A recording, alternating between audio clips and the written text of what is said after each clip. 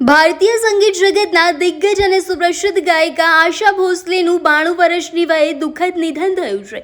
શનિવારે રાત્રે heart attack આવતા તેમને તાત્કાલિક મુંબઈની બ્રિજ કેન્ડી હોસ્પિટલમાં દાખલ કરવામાં આવ્યા હતા, જ્યાં સારવાર દરમિયાન આજે તેમણે અંતિમ શ્વાસ લીધા હતા। સંગીત ક્ષેત્રે અમૂલ્ય પ્રદાન આપનાર આ મહાન કલાકારના અંતિમ સંસ્કાર આવતીકાલે સાંજે 4 વાગે કરવામાં આવશે। તેમના નિધનથી કલા જગતમાં ઊંડો શોક વ્યાપી ગયો છે।